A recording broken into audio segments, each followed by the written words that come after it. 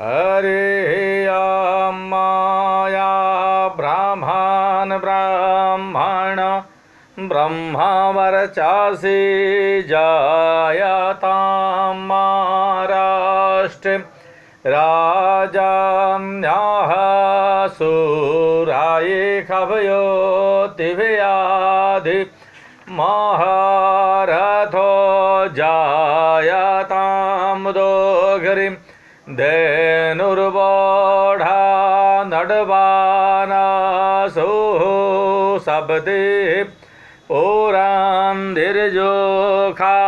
जिष्णो राधेष्ठा साभेयो जुवास्य जजमानस्या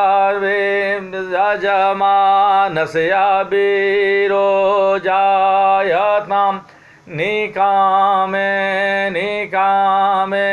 नाह पर्यान्यो बरेखातु फलवतयो नाव खधायाः पचयांतां योगक्षेमो नाह कल्पताम्।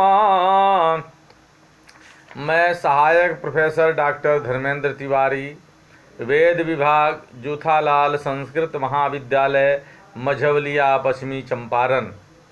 मैं डॉक्टर राजवली पांडे द्वारा विरचित हिंदू संस्कार के जातकर्म संस्कार के बारे में हम लोग पिछले दिन विचार विमर्श किए थे। आज हम लोग नामकरण संस्कार के बारे में विचार विमर्श करेंगे, जो कि शास्त्रीय प्रतिष्ठा तृतीय खंड में पढ़ाई जाती है। नामकरण सबसे पहले हम लोग विचार करेंगे कि भाई नामकरण का महत्व क्या है, इसका उद्भव इस संस्कार का कैसे हुआ, इत्यादि बातों पर हम लोग विचार विमर्श करेंगे। तो नामकरण संस्कार का महत्व क्या है? जिस समय से मनुष्य ने भाषा का विकास किया, उसी समय से वह अपने जीवन में दैनिक व्यवहार की वस्तुओं के नामकरण के लिए प्रयत्नशील रहा। सामाजिक चेतना के विकास के साथ साथ मनुष्यों का भी नामकरण किया जाने लगा, क्योंकि व्यक्तियों को विशिष्ट तथा निश्चित नामों के बिना संस्कृत समाज के व्यवहार का संचालन करना असंभव था। हिंदुओं ने अति प्राचीन काल में ही व्यक्तिगत नामों के महत्व का अनुभव किया तथा नामकरण की प्रथा को धार्मिक संस्कार में परिणत कर दिया, बदल दिया। बृहस्पति कवित्वपूर्ण अतिशयोक्ति के साथ नामकरण की वांछनीयता का उल्लेख करते हैं। नाम अखिल व्यवहार का हेतु है, वह स्वभावः कर्मों में भाग्य का हेतु है। नाम से ही मनुष्य कीर्ति प्राप्त करता है, अतः नामकरण करना अत्यंत प्रशस्त माना गया है। नामाखिलस्य व्यवहार हेतु स्वभावहं कर्म सौभाग्य हेतु नाम नैव कीर्तिर्लभते मनुष्यस्ततः प्रशस्तम खलु नाम कर्म। तो अब हम लोग विचार विमर्श करेंगे कि भाई नामकरण संस्कार का उद्भव कैसे हुआ। तो नामकरण का उद्भव एक भाषा शास्त्रीय समस्या है जो प्राकृत ग्रंथ के क्षेत्र से परे हैं। हमारा यहाँ पर केवल व्यक्तियों के सांस्कारिक नामकरण से संबंध है। यह प्रायः दृष्टिगत होता है कि शिशु के नाम का चुनाव सामान्यतः धार्मिक भावनाओं से संबंधित रहता है। बहुधा उस देवता के नाम पर ही बालक का नामकरण किया जाता था जो उसका रक्षक माना जाता है, अथवा उसका नाम किसी संत महात्मा के नाम पर भी रख दिया जाता है जिसके आशीष उसके लिए अभीष्ट होते हैं, कल्याणकारक होते हैं, उसके प्रगति में सहायक होते हैं, इत्यादि विषयों को ध्यान में रख कर के ऐसा किया जाता है। लौकिक भाव भी नामों के निश्चय के लिए उत्तरदायी हैं। वे व्यक्ति के किसी विशिष्ट गुण की ओर संकेत करते हैं। किसी गुह्य समाज में प्रवेश करने पर दीक्षित व्यक्ति का नवीन नामकरण किया जाता है। पिता के नाम का स्वीकरण भी प्रचलित है, जो पारिवारिक संबंध तथा आत्मगौरव पर आधारित है। गुह्य नामों के ग्रहण की प्रथा भी उपलब्ध होती है। इसमें मनुष्य का व्यक्तित्व निहित रहता है, अतः यह शत्रुओं से गुप्त रखा जाता है। इस प्रकार व्यक्ति के नामकरण की पृष्ठभूमि में अनेक प्रेरक तत्व निहित हैं। वैदिक काल में, तो भाई वैदिक काल में नामकरण संस्कार क्या कैसे उद्भव हुआ, विकास हुआ, इस पर हम लोग विचार विमर्श करेंगे। तो नामन शब्द संस्कृत साहित्य में प्रायः उपलब्ध होता है तथा भारतीय आर्यों के प्राचीनतम ग्रंथ ऋग्वेद में भी इसका उल्लेख है। पदार्थों तथा व्यक्तियों के नाम वैदिक साहित्य में उपलब्ध होते हैं। सूत्रों तथा स्मृतियों में परामृष्ट अन्य विलक्षण नाम भी वैदिक तथा ब्राह्मण साहित्य में प्राप्त होते हैं। ऋग्वेद गुह्य नाम को मान्यता प्रदान करता है तथा ऐतरेय और शतपथ ब्राह्मण इसका उल्लेख करते हैं, किंतु सूत्रों में वर्णित नक्षत्र नाम के आधार पर गुह्य नाम देने की प्रथा वैदिक साहित्य में कहीं भी उपलब्ध नहीं होती है। द्वितीय नाम ग्रहण जीवन में सफलता तथा विशेष स्थान की प्राप्ति के लिए किया जाता है। दो नाम ग्रहण की प्रथा प्राचीन काल में व्यापक रूप से प्रचलित थी। एक नाम प्रचलित था, द्वितीय नाम मातृक अथवा पैतृक होता था। उदाहरणार्थ काक्षवंत औसज में प्रथम लोक प्रचलित नाम है तथा द्वितीय माता के नाम उसीज से निष्पन्न है। बृहदुक्त वामनेय में द्वितीय नाम वामनी से निष्पन्न है। इस प्रकार के उदाहरणों में स्पष्टनीय है कि पैतृक संबंध आवश्यक रूप से प्रत्यक्ष नहीं होता था। किसी व्यक्ति का नामकरण सुदूर पूर्वज के नाम के आधार पर भी हो सकता था। कौशाम्बीय तथा गांगेय आदि कतिपय स्थानीय नाम जो धर्मशास्त्रों में विहित नहीं है, ब्राह्मण ग्रंथों में प्राप्त होते हैं। इन आकस्मिक उल्लेखों के अतिरिक्त शतपथ ब्राह्मण में नवजात शिशु के नामकरण के विषय में एक विद्यात्मक नियम भी मिलता है।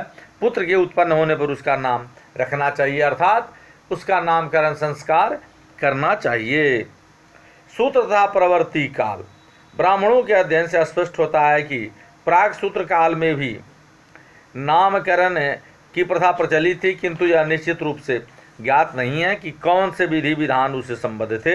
गोभील के जो सूत्र हैं उसके अतिरिक्त अन्य गृह सूत्र भी अवसर पर उच्चारण के लिए वैदिक ऋचाओं को उद्धृत नहीं करते। यद्यपि नाम के प्रकार आदि से संबंधित नियमों का उल्लेख उनमें किया गया है। प्रतीत होता है कि आरंभ में नामकरण संस्कार की अपेक्षा एक लौकिक प्रचलन था, किंतु अति सामाजिक महत्व का अवसर होने के कारण परवर्ती काल में इसका समावेश संस्कारों में कर लिया गया। पद्धतियों में जाकर इन सामान्य आरंभिक कृतियों का विधान किया गया तथा अंगादंगात संभवसी हृदया दधिजायसे आदि वैदिक मंत्रों के उच्चारण के लिए उद्धृत किया गया है। नाम रचना प्रथम प्रश्न जिस पर गृह सूत्रों तथा अन्य प्रवर्ती ग्रंथों में भी विचार किया गया है कि नाम विधान से संबंधित है। पारस्कर गृह सूत्र के अनुसार नाम 2 अथवा 4 अक्षरों का होना चाहिए। वह व्यंजन से आरंभ होना चाहिए, इसमें अर्धस्वर होना चाहिए तथा नाम का अंत दीर्घस्वर अथवा विसर्ग के साथ होना चाहिए। नाम में कृत प्रत्यय का प्रयोग किया जाता था, तद्धित का नहीं। वह जवाब के मतानुसार अक्षरों का कोई प्रतिबंध नहीं है। उनके अनुसार पिता को एकाक्षर, द्विअक्षर अथवा अपरिमिताक्षर नाम रखना चाहिए, किंतु वशिष्ठ उस संख्या को 2 अथवा 4 अक्षरों तक सीमित कर देते हैं तथा लकारांत और रेफांत नामों का वर्जन करते हैं। आश्वलायन गृह सूत्रों की विभिन्न संस्थाओं के साथ विभिन्न प्रकार के गुणों का योग करता है। प्रतिष्ठा अथवा कीर्ति के लिए इच्छुक व्यक्ति को द्वैक्षर तथा वर्चस्व काम व्यक्ति को चतुरक्षर नाम रखना चाहिए। बालकों के लिए अक्षरों की सम संख्या विहित थी। बालिका के नामकरण का आधार भिन्न ही था। बालिका का नाम अक्षरों की विषम संख्या वाला तथा आकारांत होना चाहिए, स्त्रीलिंगवाचक होना चाहिए और उसमें तद्धित का प्रयोग करना चाहिए। बैजवाप लिखता है कि स्त्री का नाम त्रिअक्षर या अथवा इकारांत होना चाहिए। मनु स्त्री नामों की अन्य विशेषताओं का उल्लेख इस प्रकार करते हैं कि वह उच्चारण में सूखकर और सरल, सुनने में आक्रूर, स्पष्टार्थ तथा मनोहर, मंगल सूचक, दीर्घ वर्णांत और आशीर्वाद युक्त होना चाहिए। उसका नक्षत्र, वृक्ष, नदी, पर्वत, पक्षी, सर्प तथा सेवक के नाम पर और भीषण नाम नहीं रखना चाहिए। मनु उक्त प्रकार के नाम वाली कन्याओं से विवाह का निषेध करते हैं। इसका सर्वाधिक संभव कारण यह प्रतीत होता है कि इस प्रकार के नाम वन्य तथा पार्वत्य जनों में प्रचलित थे, जिनमें सभ्य लोग वैवाहिक संबंध स्थापित नहीं करना चाहते थे। मनु के अनुसार ब्राह्मण का नाम मंगल सूचक, क्षत्रिय का बल सूचक, वैश्य का धन सूचक तथा शूद्र का नाम गुप्सित अथवा कुछ सा सूचक रखना चाहिए। उदाहरणार्थ ब्राह्मण का नाम लक्ष्मीधर, क्षत्रिय का नाम युधिष्ठिर, वैश्य का नाम महाधन तथा शूद्र का नाम नरदास होना चाहिए। पुनश्च ब्राह्मण का नाम सुख तथा आनंद का सूचक होना चाहिए, क्षत्रिय का रक्षा तथा शासन की क्षमता का सूचक, वैश्य का पुष्टि तथा ऐश्वर्य का सूचक तथा शूद्र का नाम दास्य अथवा आज्ञाकारिता का व्यंजक होना चाहिए। ब्राह्मण के नाम के साथ शर्मा, क्षत्रिय के नाम के साथ वर्मा, वैश्य के नाम के साथ गुप्त तथा शूद्र के नाम के साथ दास शब्द का प्रयोग किया जाना चाहिए। ये 4 प्रकार के नाम हैं। उस नक्षत्र के अनुसार जिसमें शिशु का जन्म हो, उस मास के देवता, कुल देवता था लोग प्रचलित संबोधन के अनुसार 4 प्रकार के नाम प्रचलित थे। प्राक सूत्र अथवा सूत्र युग में यह पद्धति पूर्ण विकसित नहीं हो पाई। गृह सूत्र केवल नक्षत्र नाम तथा लौकिक नाम से परिचित थे, अन्य नाम उन्हें अज्ञात थे। इस पद्धति का पूर्ण विस्तार परवर्तीय स्मृतियों तथा ज्योतिष विषया ग्रंथों में हुआ। इस विकास का कारण धार्मिक मतों तथा ज्योतिष का उत्थान हुआ। नक्षत्र नाम या उस नक्षत्र के नाम से निष्पन्न होता था जिसमें शिशु का जन्म होता था, अथवा उस नक्षत्र का अधिष्ठात्र देवता के नाम पर उनका नाम रखा जाता था। संघ तथा लिखित विधान करते हैं कि पिता अथवा कुलवृद्ध को शिशु का नक्षत्र से संबद्ध नाम रखना चाहिए। नक्षत्रों तथा उनके देवताओं के नाम इस प्रकार हैं: अश्विन का अश्विन, भरणी का जम, कृतिका का अग्नि, रोहिणी का प्रजापति, मृगशीरा का सोम, आद्रा का रुद्र, पुनर्वसु का अदिति, पुख्य का बृहस्पति, अश्लेषा का सर्प, मघा का पितृ, पूर्वा फाल्गुनी का भग, उत्तरा फाल्गुनी का अर्जमन, हस्त का सवित्री, चित्रा का त्वष्टा, स्वाति का वायु, विशाखा का इंद्राग्नि, अनुराधा का मित्र, ज्येष्ठा का इंद्र, मूल नैऋति, पूर्वाषाढ़ आप, उत्तराषाढ़ विश्वेदेव, श्रवण विष्णु, धनिष्ठा वसु, शतभिषक वरुण, पूर्वा भाद्रपदा अजैकपाद, उत्तर भाद्रपद अहिर बुधन्य तथा रेवती पुखन। यदि बालक अश्विनी नक्षत्र में उत्पन्न होता है तो उसका नाम अश्विनी कुमार रखा जाता था। यदि रोहिणी नक्षत्र में जन्म होता रोहिणी कुमार। नक्षत्र के आधार पर भी शिशु का नामकरण किया जाता था। अलग अलग विद्वानों का, ऋषियों का अपना अलग अलग मत है। मास के देवता पर आधारित नाम। नामकरण का एक अन्य प्रकार उस मास के देवता पर आधारित था जिसमें बालक का जन्म हुआ। गर्ग के अनुसार मार्गशीर्ष के से क्रमशः 12 मासों के नाम हैं: कृष्ण, अनंत, अच्युत, चक्री, वैकुंठ, जनार्दन, उपेंद्र, जग पुरुष, वासुदेव, हरि, योगीश तथा पुंडरीकाक्ष। कृष्णो अनंतोच्युतश्चक्री, वैकुंठो वथ जनार्दन, उपेंद्रो जग पुरुषो, वासुदेवस्तथा हरि, योगिशा पुंडरीकाक्षो, मास नामान्यनुक्रमात्। मास के देवता के आधार पर बालक का द्वितीय नाम रखा जाता था। उपयुक्त समस्त नाम वैष्णव मत से संबद्ध है तथा प्रादुर्भाव की दृष्टि से वे सूत्रकाल की अपेक्षा अंत प्रवर्ती हैं। कुल देवता पर आधारित नाम। तृतीय नाम कुल देवता के अनुसार रखा जाता था। कुल देवता व देवी या देवता जिसकी पूजा कुल अथवा जन्म अत्यंत प्राचीन काल से चली आती हो। इस आधार पर शिशु का नाम रखते समय लोग यह सोचते थे कि शिशु को कुल देवता का संरक्षण प्राप्त होगा। वह इंद्र, सोम, वरुण, मित्र, प्रजापति आदि वैदिक अथवा कृष्ण, राम, शंकर, गणेश आदि पौराणिक देवता हो सकते थे। शिशु का नाम रखते समय देवता के नाम के साथ दास अथवा भक्त शब्द का प्रयोग किया जाता था। लौकिक नाम। नामकरण का अंतिम प्रकार लौकिक था।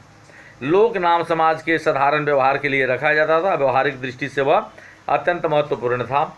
नामकरण के समय नाम रचना विषयक उपयुक्त नियमों का ध्यान रखा जाता था। इस नाम की रचना प्रधानतः कुल की सांस्कृतिक शिक्षा पर निर्भर करती थी। इस नाम का मंगल सूचक तथा अर्थपूर्ण होना वांछनीय था। नामकरण में जिन सिद्धांतों का अनुसरण किया जाता था वे निम्नलिखित हैं। सर्वप्रथम नाम उच्चारण में सरल तथा श्रवण सुखद होना चाहिए। इस प्रयोजन के लिए विशिष्ट अक्षर तथा स्वर चुने जाते थे। दूसरे, नाम लिंग भेद का द्योतक होना चाहिए। प्रकृति ने शारीरिक रचना द्वारा लिंगों में पार्थक्य स्थापित किया है। पुरुष प्रकृति से ही कठोर तथा सबल होते हैं और नारी कोमल तथा सुंदर होती है। अतः पुरुषों और स्त्रियों के लिए इस प्रकार के नामों का चुनाव जो उनकी प्राकृतिक रचना तथा स्वभाव के द्योतक हों उपयुक्त था। इसी कारण स्त्री नाम स्त्रीलिंग अकारांत अथवा इकारांत होते थे। स्त्री नामों में अक्षरों की विषम संख्या का भी यही प्रयोजन था। तृतीय सिद्धांत यह था कि नाम यश, ऐन्द्र, ऐश्वर्य, शक्ति आदि का द्योतक होना चाहिए। अंततः नाम व्यक्ति की अपनी जाति का भी सूचक होता था या किसी प्रकार की पूछताछ के बिना व्यक्ति की सामाजिक स्थिति स्पष्ट कर देता था। नामकरण की उपयुक्त पद्धति तर्कसंगत है तथा उसकी अवज्ञा किसी भी प्रकार लाभप्रद नहीं है। भले ही संसार के विश्वासमूलक और धार्मिक पार्श्वों की उपेक्षा की जाए, शिशु के नामकरण के प्रति विलक्षण सावधानी का कारण यह था कि वह मनुष्य के जीवन पर्यंत से संयुक्त रहता था, जुड़ा रहता था। यह उस आदर्श का अनवरत स्मारक था जिसके प्रति व्यक्ति के निष्ठावान तथा सच्चे रहने की अपेक्षा की जाती थी। अब पचवा है कि प्रतीकारात्मक तथा वर्तना सूचक नाम। यहाँ तक नामकरण के धर्मशास्त्रीय प्रकारों पर प्रकाश डाला गया, किंतु जनसाधारण ने अन्य अनेक विषयों का भी विचार किया होगा, जैसा कि वे आज भी करते हैं। वे भाग्यहीन माता पिता जिनकी पूर्व संतान मृत्यु को प्राप्त हो चुकी है, भूत प्रेतों रोगों मृत्यु को भयभीत करने के लिए अपने शिशु का कुरुचिपूर्ण प्रतिकारात्मक तथा निंदा सूचक नाम रख दिया करते थे, जैसे सुना, सेपा आदि। विधि विधान तथा उनका महत्व। तो गृह सूत्रों के सामान्य नियम के अनुसार नामकरण संस्कार शिशु के जन्म के पश्चात 10वें अथवा 12वें दिन संपन्न किया जाता था। इसका एकमात्र अपवाद या गुह्य नाम जो कतिपय आचार्यों के अनुसार जन्म के दिन रखा जाता था, किंतु प्रवर्ती विकल्प के अनुसार नामकरण जन्म के पश्चात 10वें दिन से लेकर द्वितीय वर्ष के प्रथम दिन तक संपन्न किया जा सकता था। एक आचार्य के अनुसार नामकरण 10वें, 12वें, 100वें दिन अथवा प्रथम वर्ष के समाप्त होने पर करना चाहिए। गोविल के सूत्र में ऐसा कहा गया है। इस व्यापक विकल्प का कारण परिवार की सुविधा तथा माता और शिशु का स्वास्थ्य था, किंतु 10वें से 32वें दिन पर्यंत के विकल्प के कारण विभिन्न वर्णों के लिए विहित सांस्कारिक असौच की विभिन्न अवधियाँ थीं। बृहस्पति के मतानुसार शिशु का नामकरण जन्म के 10वें, 12वें, 13वें, 16वें, 19वें अथवा 32वें दिन संपन्न करना चाहिए, किंतु ज्योतिष विषयक ग्रंथों के अनुसार प्राकृतिक असाधारण अथवा अधार्मिक के अनौचित्य होने पर उक्त दिनों में भी संस्कार स्थगित किया जा सकता है। संक्रांति, ग्रहण अथवा श्राद्ध के दिन संपन्न संस्कार का मंगलमय नहीं माना जाता है।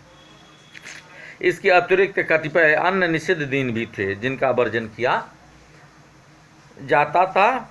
द्वादशाहे दशाहे वा जन्म तोपि त्रयोदशे षोडशैकोनविंशे वा द्वात्रिंशे वर्णतः क्रमात्। जनना शौच समाप्त होने पर घर प्रक्षालित शुद्ध किया जाता था तथा शिशु और माता को स्नान कराया जाता था। वास्तविक संसार के पूर्व आरंभिक कृत्य संपन्न किए जाते थे। तब माता शिशु को शुद्ध वस्त्र से ढक कर तथा उसके सिर को जल से आर्द्र कर पिता को हस्तांतरित कर देती थी। इसके पश्चात प्रजापति, तिथि, नक्षत्र तथा उनके देवता अग्नि और सोम को आहुतियाँ दी जाती थी, जो कि स्वामी दयानंद सरस्वती ने संस्कार विधि में लिखा है। पिता शिशु के श्वास प्रश्वासों को स्पर्श करता था, जिसका उद्देश्य संभवतः शिशु की चेतना का उद्बोधन तथा उसका ध्यान संस्कार की ओर आकृष्ट करना था। तब नाम रखा जाता था। इसकी विधि क्या थी, इसका वर्णन गृह सूत्रों में नहीं किया है, किंतु पद्धतियों में पंडित भीमसेन शर्मा षोडश संस्कार विधि में निम्नलिखित विधि प्राप्त होती है। शिशु के दाहिने कान की ओर झुकता हुआ पिता उसके इस प्रकार संबोधित करता था, हे शिशु, कुल देवता का भक्त है, तेरा नाम जो रखना है सो रख है, तू इस मास में उत्पन्न हुआ है, अतः तेरा नाम अमूक है, तू इस नक्षत्र में जन्म लिया है, अतः तेरा नाम अमूक होगा तथा तेरा लौकिक नाम अमूक होगा। वहाँ पर एकत्र ब्राह्मण कहते थे, यह नाम प्रतिष्ठित हो। इसके पश्चात पिता औपचारिक रूप से शिशु से ब्राह्मणों को अभिवादन कराता था, जो उसे सुंदर शिशु दीर्घायु हो का आशीर्वाद देते थे। वे तू वेद है आदि ऋचा का भी उच्चारण करते थे। अंत में उसका अभिवादनीय नाम रखा जाता था। ब्राह्मण भोजन तथा आदर पूर्वक देवताओं तथा पितरों को अपने अपने स्थानों को प्रेरित करने पर संस्कार समाप्त होता था। यानी संस्कार के समय पूजा की जाती थी तथा ब्राह्मणों को भोजन कराया जाता था, दक्षिणा दी जाती थी, नूतन वस्त्र दिए जाते थे और नामकरण संस्कार को संपन्न किया जाता था। इस तरह जो है सो हमारे हिंदू धार्मिक पद्धतियों में, शास्त्रों में वर्णित जो है नामकरण संस्कार का बहुत बड़ा महत्व है और पुराने ज़माने से, वैदिक काल से इसकी परंपरा चली आ रही है नामकरण संस्कार की। तो आज हम लोग नामकरण संस्कार के बारे में विचार विमर्श किए, जो कि शास्त्रीय तृतीय वर्ष में पढ़ाई जाती है। और फिर अगले दिन हम लोग संस्कार के अगला जो परिच्छेद है निष्क्रमण संस्कार, उस पर हम लोग विचार विमर्श करेंगे। जय हिंद, जय भारत, धन्यवाद।